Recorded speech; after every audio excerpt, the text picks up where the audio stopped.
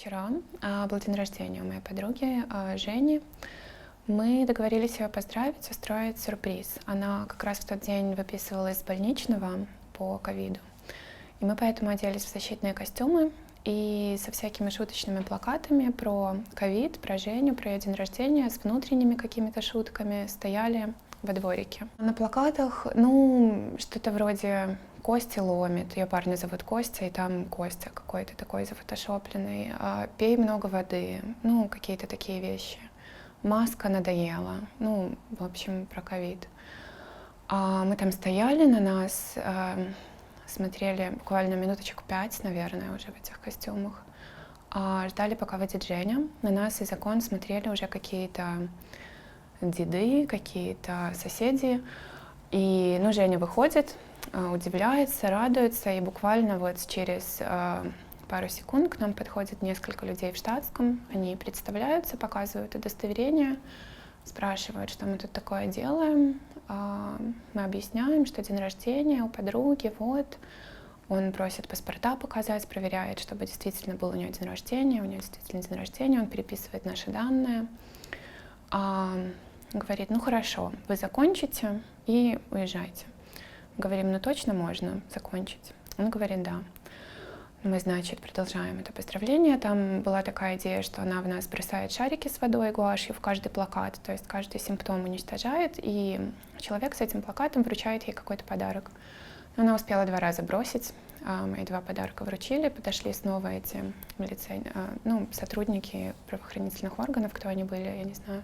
И говорят, что поступило еще несколько звонков в 102, поэтому все-таки придется с нами проехать. Пройдемте в бус, кто-то может вот на своей машине.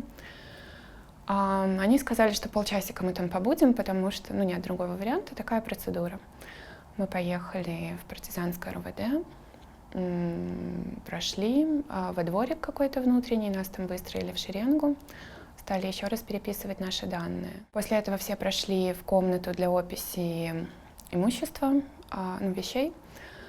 Меня попросили остаться на минутку, какие-то уже другие сотрудники в масках, потому что, они говорят, девушка, а что вы удаляли, пока мы ехали? Пока мы ехали, я удаляла какие-то вещи с телефона на всякий случай. Они сказали, что девушка, вы же понимаете, что у всех из-за вас могут быть проблемы. Я сказала, ничего такого. Мы прошли в комнату, я вижу, что все уже шнурки снимают. И подумала, что, кажется, мы здесь можем задержаться на дольше, чем полчасика. Иногда какой-то мужчина, сотрудник, поднимал телефон, спрашивал, это чей? Человек, чей это телефон, должен был с ним пройти в соседний закуточек в коридоре. Там за столом сидел человек в форме милиционера в балаклаве. Говорил, что писал, говорил, пароль вводите. Я ввела, потому что, казалось, что обстоятельства такие, что лучше ввести. Потом мы еще немножко посидели, вошел новый сотрудник, сказал, что же вы так, мы посмотрели ваши плакаты, ладно, можете, извинился, сказал, что мы можем, в общем-то, расходиться домой. Мы все вышли, кроме 4 человек или 5, в общем, еще нескольких людей по одному довольно долго, минут 20 опрашивали. Я думаю, что они так быстро приехали, потому что их было очень много в городе. И медицинские костюмы все эти, наверное, триггернуло. Выглядело действительно, наверное, тревожно для них, но кто знал, что во дворе за 5 минуток, в место, где столики были забронированы, мы уже не поехали. Они туда, кстати, звонили, уточняли, действительно ли есть бронь столика. Мы поехали в гости к одной из нас, и там чуть-чуть попраздновали. Запоминающийся день рождения получился. Такой легкий способ побывать в РУВД и в бусе.